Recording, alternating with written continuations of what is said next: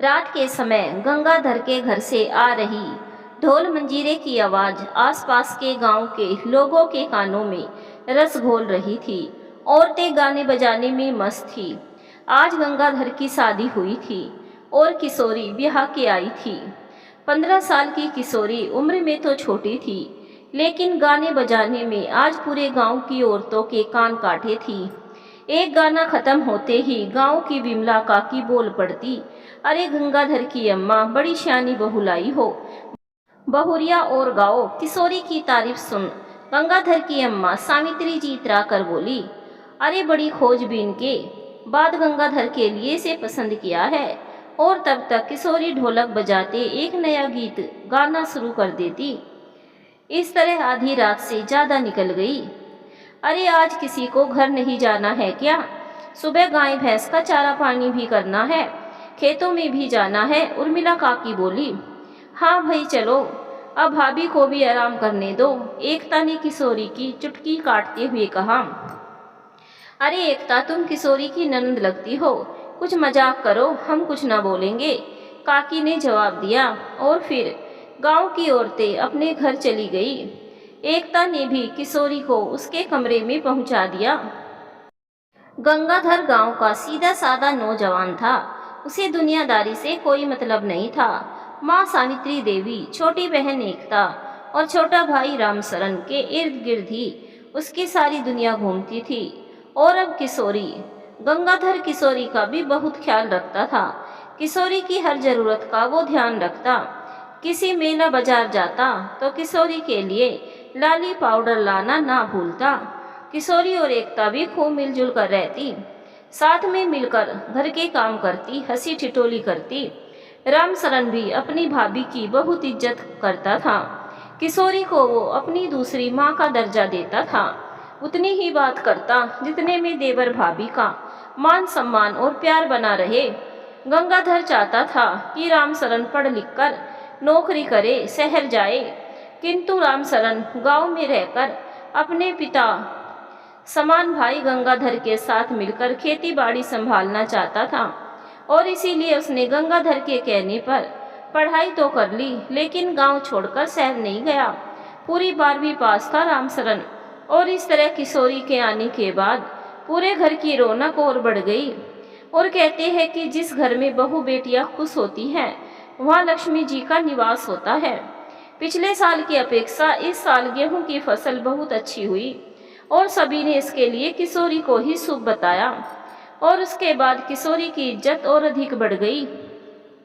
हर काम में किशोरी की सलाह जरूर ली जाती। एकता भी तो शादी लायक हो गई थी। उसके लिए वर की खोज शुरू हो गई थी। सावित्री देवी की इच्छा थी कि कोई खेतीहार परिवार देखा जाए और गंगाधर की इच्छा थी कि एकता के लिए कोई नौकरी पेशा लड़का देखा जाए। पर बुजुर्ग कह गए हैं कि शादी ब्याह के मामले में होता वही है जो किस्मत में लिखा होता है। एकता का विवाह जोगिंदर से हुआ। जोगिंदर नौकरी करता था और घर परिवार से भी बहुत संपन्न था। इस तरह किशोरी की शादी के 3 साल बाद एकता की भी शादी हो गई। एकता के जाने के बाद घर में सूनापन छा गया। आखिर सास बहू बात करे भी तो कितना। एक दिन, अरे किशोरी, एकता के जाने के बाद घर में बड़ा खालीपन आ गया है। हाँ माँ, जीजी थी तो घर भरा भरा लगता था। समय कैसे निकल जाता था पता ही नहीं चलता था। और अब ना तो काम में मन लगे और ना ही घर में। बहू, अब तो तुम्हें भी कुछ सोचना चाहिए। का अम्मा, अब घर में छोटा बच्चा आ जाना चाहिए। क्या अम्मा तुम भी? नहीं बहू, अब तो शादी के 3 साल भी हो गए हैं, बच्चा तो अब हो जाना चाहिए। किशोरी शर्मा के अपने कमरे में चली गई। और ठीक 1 साल बाद एक प्यारी सी बेटी को जन्म दिया। बिटिया बहुत प्यारी थी। सावित्री देवी को नन्ही सी बिटिया में एकता नजर आती और सावित्री देवी उसे हमेशा सीने से लगा कर रखती। अभी राधा 1.5 साल की ही थी कि किशोरी ने दूसरी बेटी को जन्म दिया। सावित्री देवी को दूसरी बेटी के आने से थोड़ा कष्ट तो हुआ, लेकिन भगवान की इच्छा और लक्ष्मी जी आई है सोचकर दूसरी बेटी को भी खुशी खुशी स्वीकार कर लिया। गंगाधर को भी अपनी बेटियां बहुत प्यारी थी। राधा और लक्ष्मी भी अपने पिता से बहुत प्यार करती थी और अपने चाचा की तो जान थी दोनों। प्यारी तो दोनों सावित्री देवी को भी थी, किंतु सावित्री देवी के मन में पोते की चाह बढ़ती जा रही थी और वो एक बार फिर से किशोरी को तीसरी बार माँ बनने के लिए दबाव डालने लगी। उर्मिला काकी घर आई हुई थी। अरे उर्मिला, मुझे तो लगता है कि बिना पोते का मुंह देखे ही दुनिया से चली जाऊंगी। अरे जीजी, ऐसा क्यों कहती हो? देखना, इस बार बेटा ही होगा। भगवान के घर देर है, अंधेर नहीं। क्या बताए काकी, दोनों बेटियां इतनी जल्दी हो गई कि तीसरे के विषय में सोचते ही नहीं बनता। 2 बेटियों के जन्म के बाद ही आधा शरीर हो गया। ऐसा लगता ही नहीं कि शरीर में जान बची हो। जीजी, अगर ऐसा है तो फिर तुम जल्दी से रामसरन का ब्याह कर दो। तुम्हें तो घर का चिराग चाहिए, वो चाहे गंगाधर से हो या रामसरन से। हाँ उर्मिला, तुम्हारी बात तो सही है, पर कोई अच्छा रिश्ता आए तब ना। रामसरन के लिए 2 लड़कियां देखी, एक लड़की पसंद नहीं आई और एक का परिवार।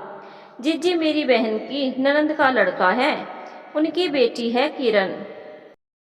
देखने में बहुत सुंदर है। पिछले साल जब मैं अपने भतीजे की शादी में गई थी तब वहाँ मिली थी और 5 तक पढ़ी भी है। शादी में लिखा पढ़ी का काम उसे ही दिया गया था।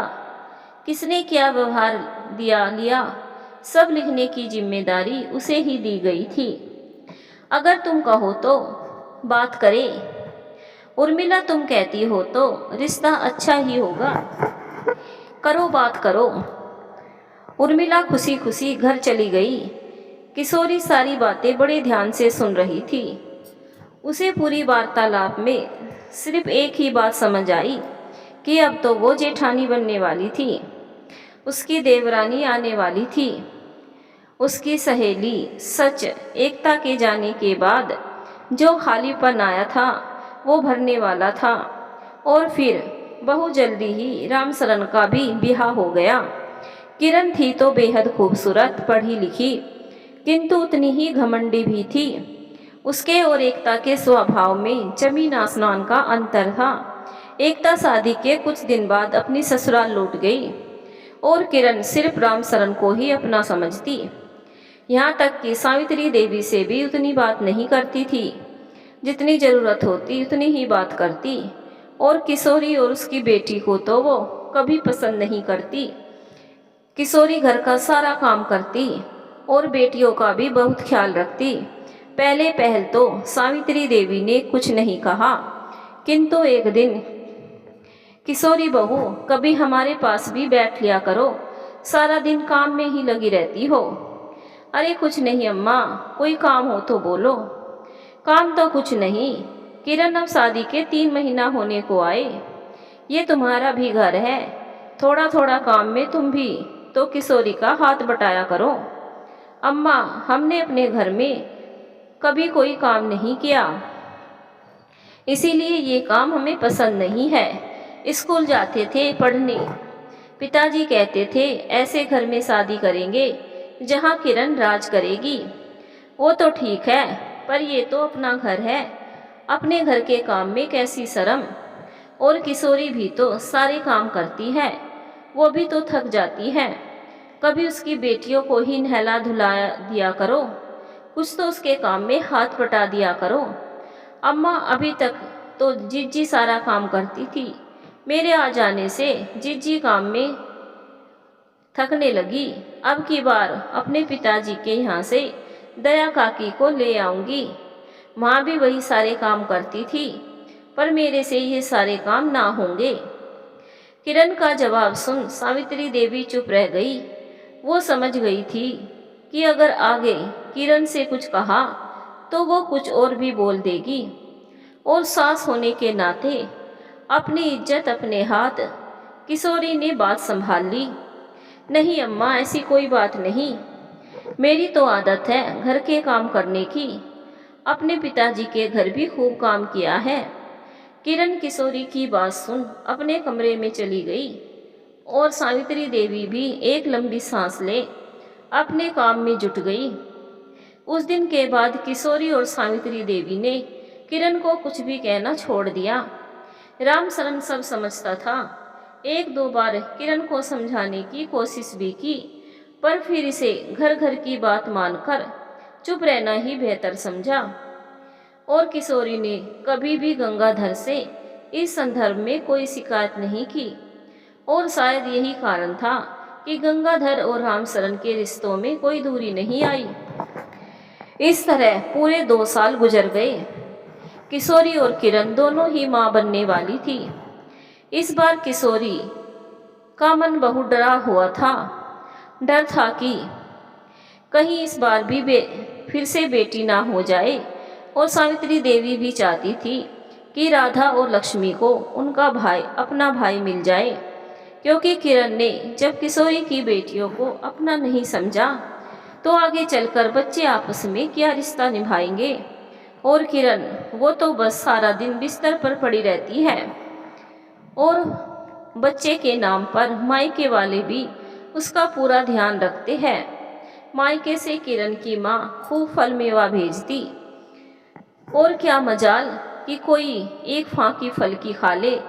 राधा और लक्ष्मी किरण को खाता देख ललचाती। ऐसा नहीं है कि गंगाधर बच्चों के खाने पीने का ध्यान नहीं रखता था, पर बच्चे तो बच्चे ही होते हैं। और इस तरह 9 महीने पूरे हो गए। सावित्री देवी सुबह से परेशान थी। किरण को पेट में दर्द था। दाई माँ भी बुला रखी थी, लेकिन अभी तक कोई खुशखबरी सुनने को नहीं मिली थी। और ये परेशानी तब और बढ़ गई जब किशोरी भी पेट में दर्द की शिकायत करने लगी। और शाम होते होते किशोरी ने एक बेटे को जन्म दिया।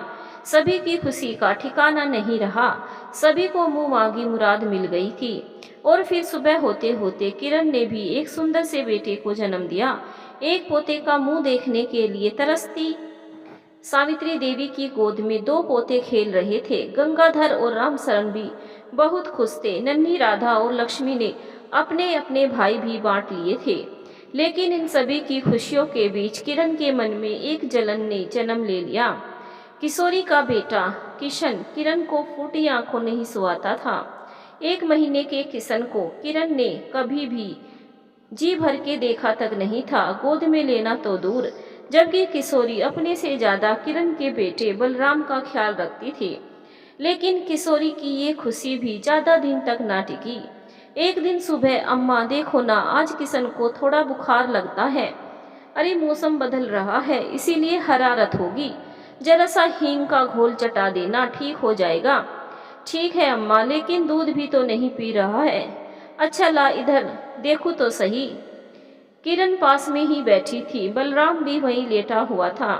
जैसे ही किशोरी ने अपना बेटा सावित्री देवी की ओर बढ़ाया, किरण ने अपना बच्चा झट अपनी गोद में लेकर यूं ढक लिया मानो किशन की सारी बीमारी बलराम से चिपक जाएगी।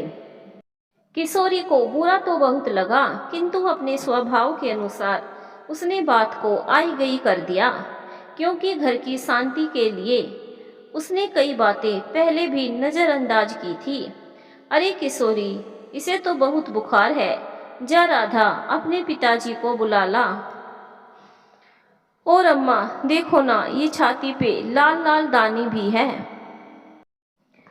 घबराओ मत बहू, गंगाधर आता ही होगा।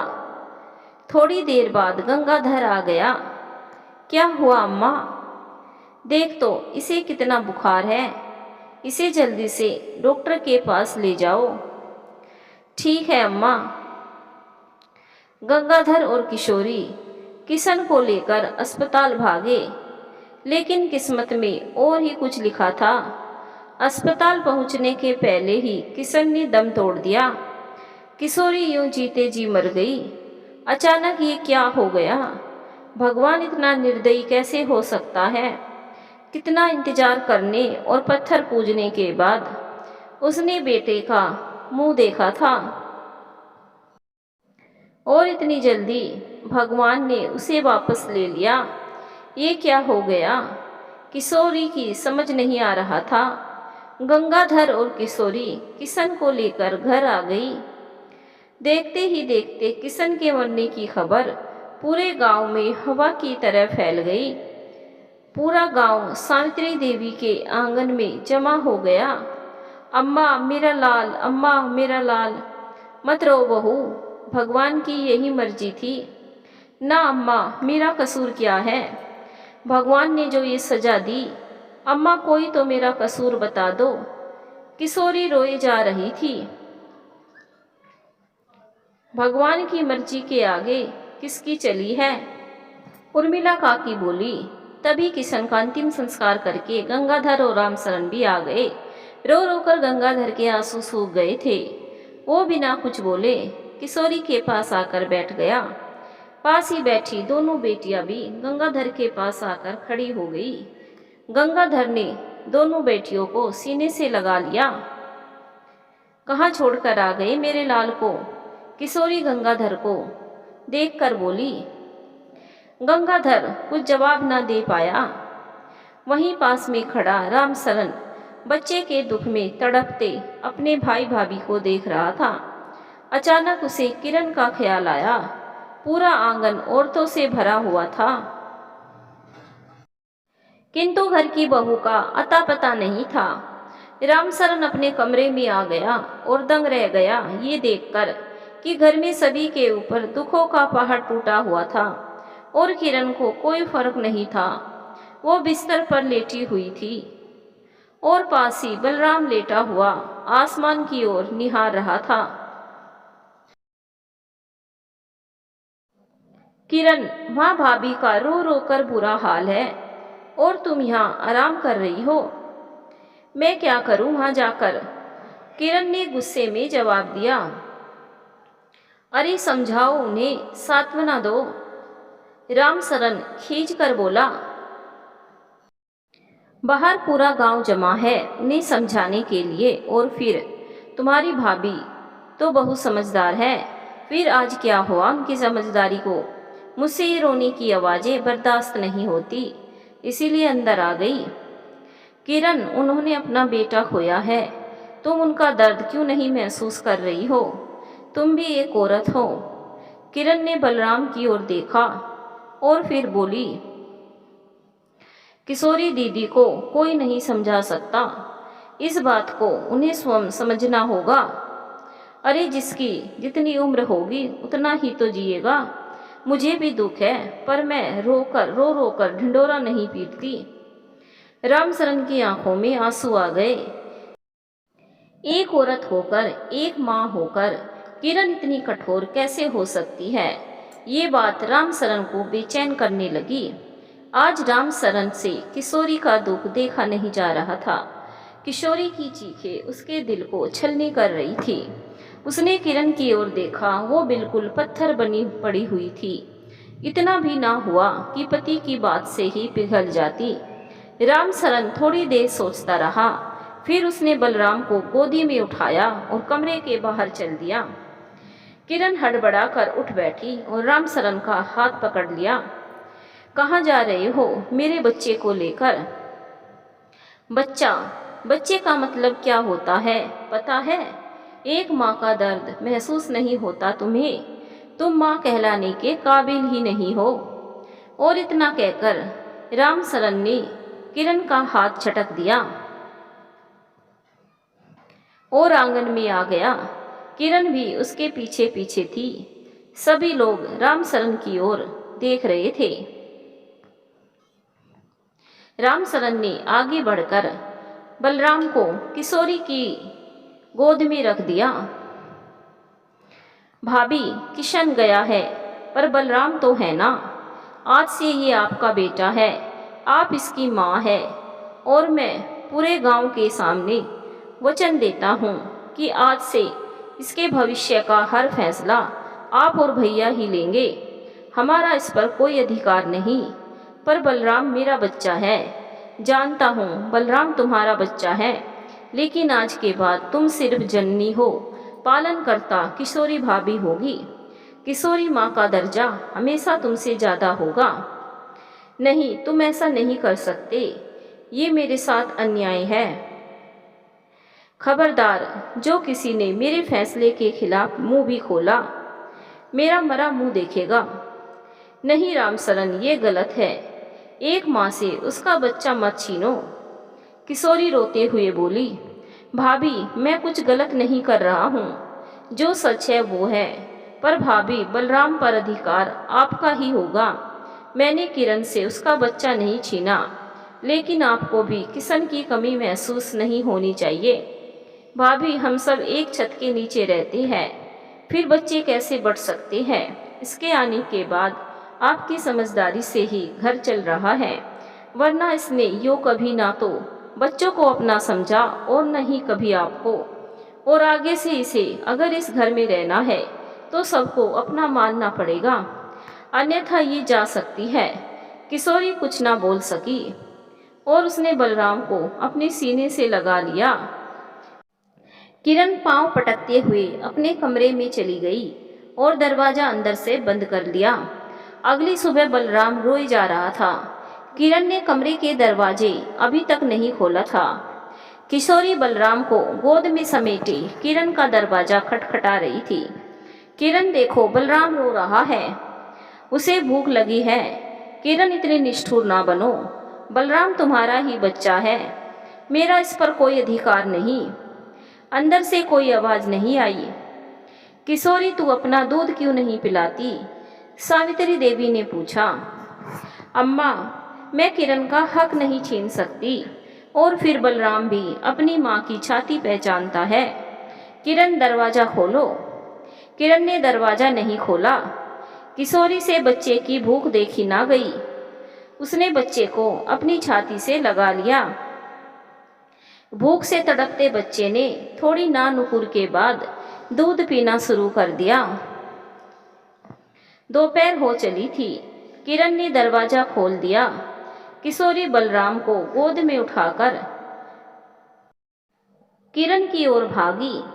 देखो किरण, बलराम ने रो रो कर अपना क्या हाल कर लिया है। ले अपना बच्चा संभाल। सच बहुत ही जिद्दी है। किरण ने कोई जवाब नहीं दिया। किरण, इसे गोद में ले ले, ये हम दोनों का बच्चा है। नहीं जिज्जी, अब ये मेरा बच्चा नहीं है। जिए चाहे मरे, इस पर अब सिर्फ तुम्हारा अधिकार है। जो चीज अपनी नहीं, उसका मोह कैसा? किशोरी की समझ में नहीं आ रहा था कि वो क्या करे। जा राधा, अपने चाचा को बुला ला। किरण ने पास खेलती राधा से कहा। उसने पहली बार इतने प्यार से राधा से बात की थी। नन्ही राधा किरण को देखकर मुस्कुरा दी और खेतों की ओर भाग गई। थोड़ी देर में गंगाधर और रामसरन दोनों आ गए। क्या हुआ भाभी?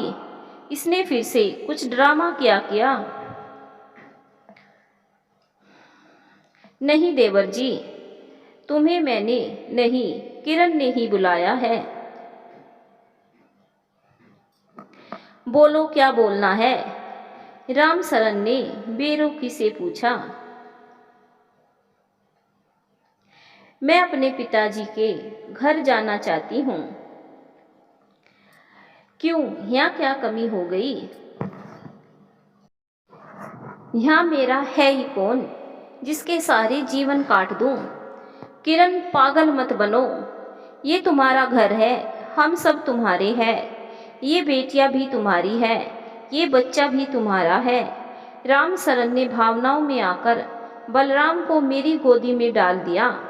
सच, उस समय बहुत सुकून मिला, पर मैं इतनी निर्दयी नहीं कि एक बच्चे को उसकी माँ से दूर कर दूं। अपना बच्चा भी वापस ले लो, पर ये घर छोड़कर मत जाओ। किरण, ये घर तुम्हारा भी है। किरण बहू, ये क्या नाटक लगा रखा है?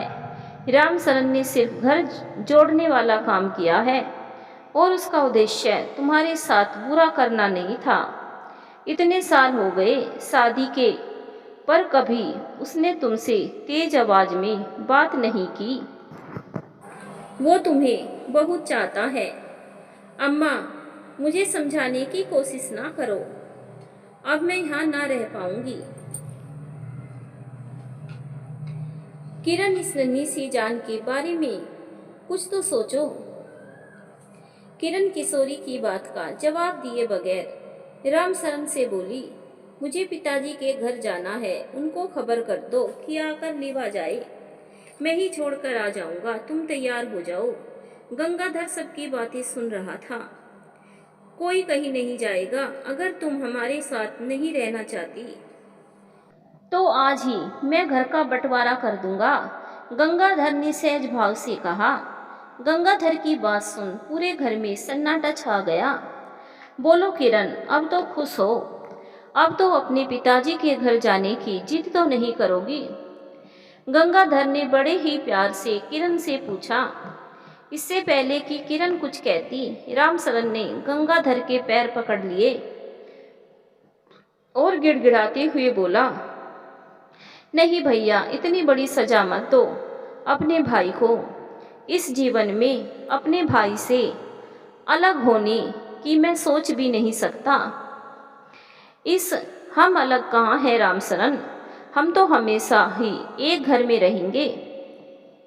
भैया, इस घर में 2 चूल्हे जले या 4, पर हम एक ही रसोई में खाना खाएंगे।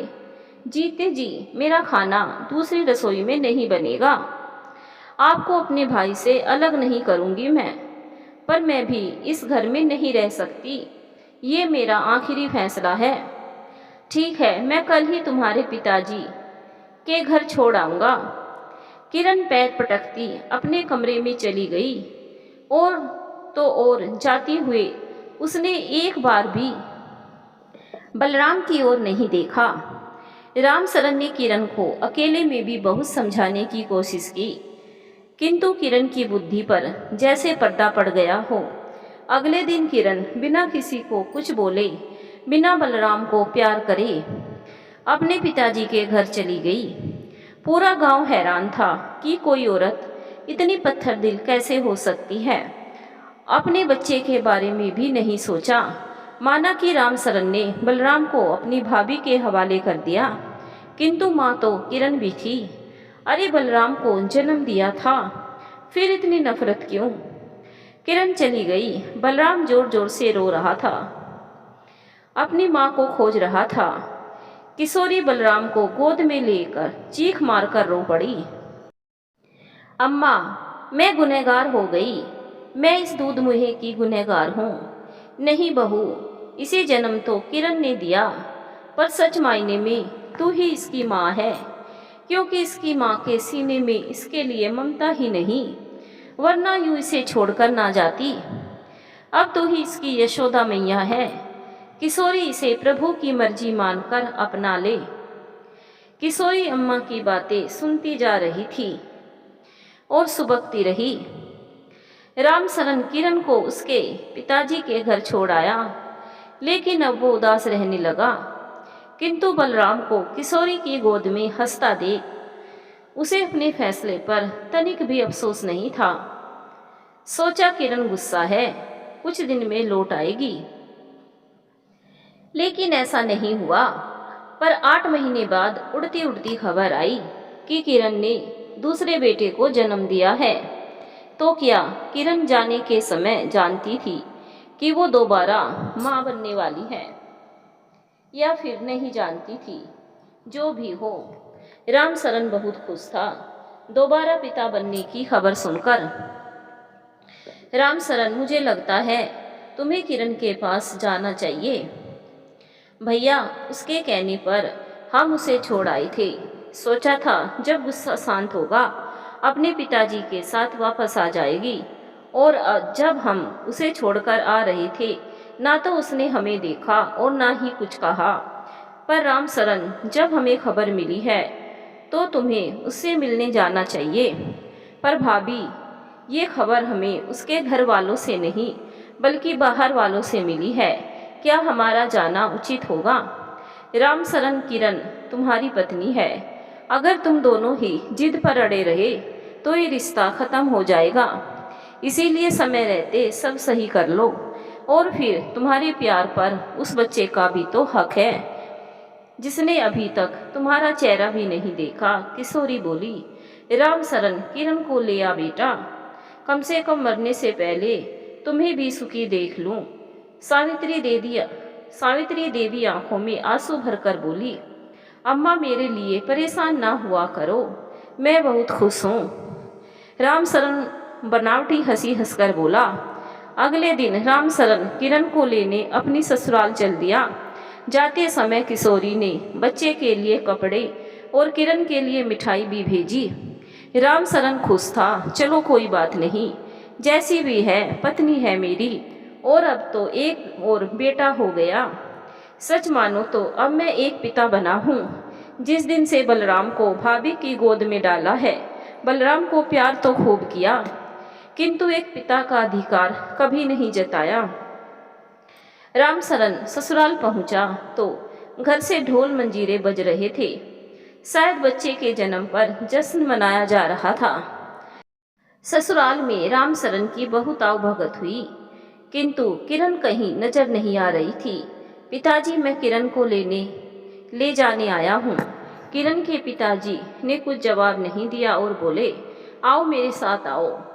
थोड़ी देर में राम सरन छत पर खड़ा हुआ था और थोड़ी ही दूर में किरण बैठी हुई थी। उसके बाल एकदम उलझे थे, कपड़े भी बहुत गंदे पहने हुए थे और उसकी गोद में नवजात शिशु था। वो उसका अपना ही बेटा था, जिसे वो पुचकारते हुए उससे बात कर रही थी। मेरा बेटा, प्यारा बेटा, अपनी माँ का बेटा, तुझे मुझसे कोई नहीं छीन सकता।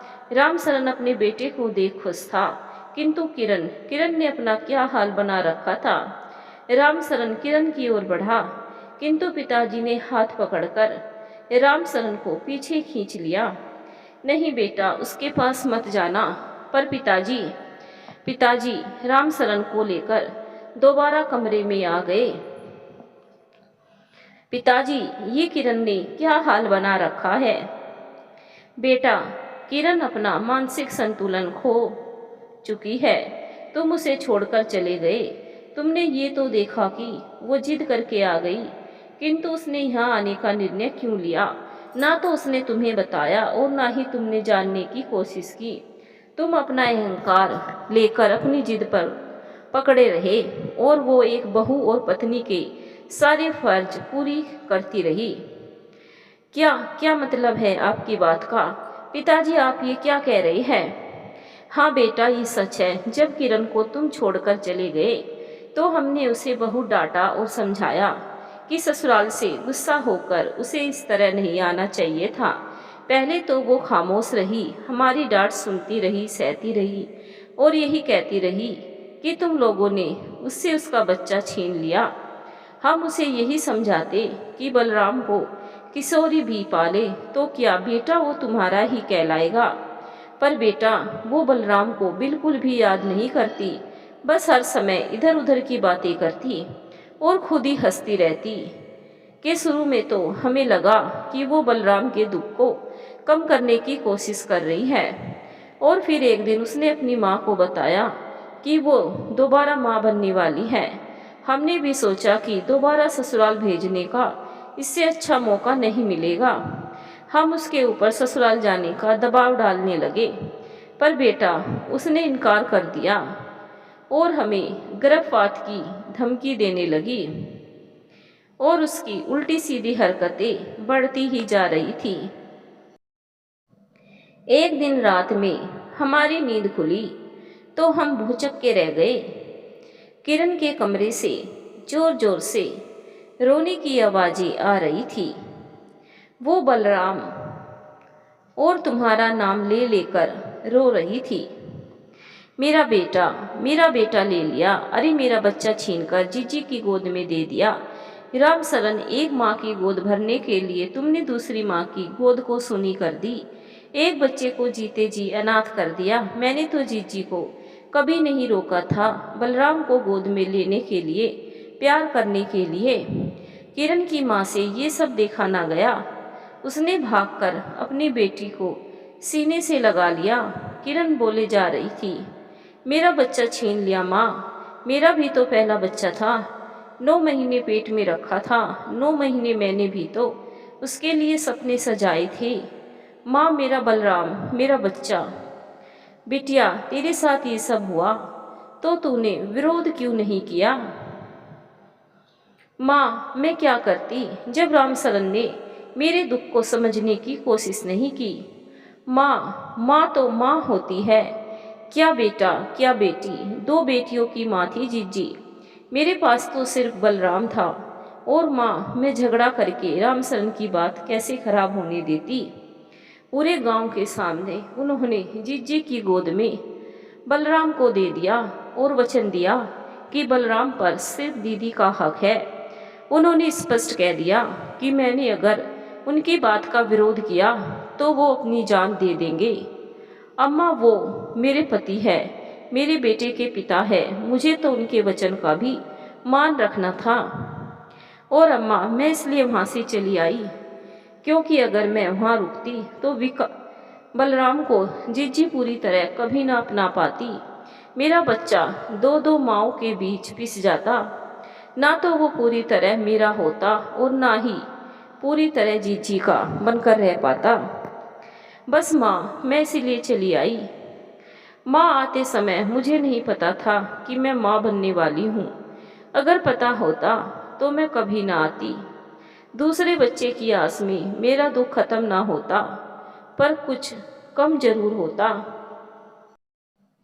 बिटिया यदि तुम चाहो तो हम तुम्हें किरण की माँ बोली, किंतु बेटा माँ की बात पूरी होने से पहले ही उसने अपने होने वाले बच्चे की कसम दे दी कि अगर उसे तुम्हारे पास भेजा तो वो अपनी और अपने बच्चे की जान ले लेगी। बेटा उसकी असामान्य हरकतें देख डॉक्टर को दिखाया तो डॉक्टर ने बताया कि पूरी घटना का उसके दिमाग पर गलत असर हुआ है और अगर उसे ठीक करना है तो इलाज के साथ साथ उसे ये भी यकीन दिलाना होगा कि उसे जबरदस्ती ससुराल नहीं भेजा जाएगा। फिर बेटा उसे हमने अपनी बातों से यकीन दिलाना शुरू किया कि इस बार उसका बच्चा सिर्फ उसका होगा, उस बच्चे पर सिर्फ उसका अधिकार होगा। और फिर सही समय से इलाज और उसके अंदर विश्वास जगाया। अभी भी उसका इलाज चल रहा है, पर डॉक्टर ने कहा कि उसे दवाई के साथ साथ बच्चे का साथ भी बहुत जरूरी है। बेटा अगर ऐसे में अगर तुम उसके सामने गए तो हो सकता है उसके दिमाग पर फिर बुरा असर पड़े। इसीलिए मेरी तुमसे विनती है कि अभी उसके पास मत जाओ। पर पिताजी मैंने तो भाभी की दुखी हालत को देख ये कदम उठाया था। मेरा मकसद मैं जानता हूँ बेटा, तुम्हारा इरादा नेक था, किंतु फैसला जल्दीबाजी में लिया गया था। यही तुम्हारी गलती हो गई बेटा। अगर यही फैसला तुम किरण के साथ मिलकर लेते तो वो जरूर मान जाती, क्योंकि सही बात को मनवाने के लिए जिद करने की जरूरत ही नहीं पड़ती। हो सकता है कुछ दिन बाद जब किशोरी स्वयं ही बलराम में किशन को ढूंढ लेती। बेटा किसी एक के दुख को कम करने के लिए तुमने दूसरे को दुखी किया और आज किरण का दुख और यहाँ तक ले आया। रामसरन सिर झुकाए सारी बातें सुन रहा था। उसे महसूस हो रहा था कि कहीं ना कहीं वो सच में किरण का दोषी था। अकेले इतना बड़ा फैसला लेने का उसे कोई अधिकार नहीं था। थोड़ी देर सोच विचार के बाद, पिताजी मैं किरण से माफ़ी मांगना चाहता हूँ और एक बार अपने बेटे को गोद में लेना चाहता हूँ। बेटा मैं तुम्हारे बेटे से तुम्हें मिला सकता हूँ, क्योंकि तुम पिता हो, उसे गोद में लेना तुम्हारा अधिकार है। पर बेटा अभी किरण से तुम्हारा मिलना ठीक नहीं। जब वो ठीक हो जाएगी मैं स्वयं तुम्हारे पास उसे ले आऊँगा। पिताजी जब ठीक हो जाए तो आप मुझे खबर करना, मैं स्वयं उसे लेने आऊँगा, उससे माफ़ी भी मांगूंगा। थोड़ी देर बाद किरण की माँ बच्चे को लेकर आ गई। रामसरन ने अपने बच्चे को गोद में लेकर खूब प्यार किया, आशीर्वाद दिया और वापस अपने घर को लौट पड़ा। लौटते समय उसकी आंखों में आंसू थे। आज उसे पहली बार पिता होने का सुख महसूस हो रहा था। रामसरन रोता हुआ जा रहा था कि उसने जल्दबाजी में एक ऐसा फैसला लिया जिससे भाभी को तो उसने बलराम को सौंप दिया, पर किरण का क्या? किरण के बारे में उसने एक बार भी नहीं सोचा। आज रामसरन पछता रहा था। उसे जल्दबाजी में ये फैसला नहीं करना था। उसके आंखों में आंसू थे। वह एक बार किरण से भी बात करना चाहता था। आपकी क्या राय है इस कहानी के बारे में? हमें कमेंट करके ज़रूर बताएं। कहानी अच्छी लगी तो वीडियो को एक लाइक भी ज़रूर करें। चैनल पर नए आए हो तो चैनल को सब्सक्राइब भी कर लीजिएगा और अपने फ्रेंड्स और फैमिली में शेयर भी कर दीजिएगा। धन्यवाद दोस्तों।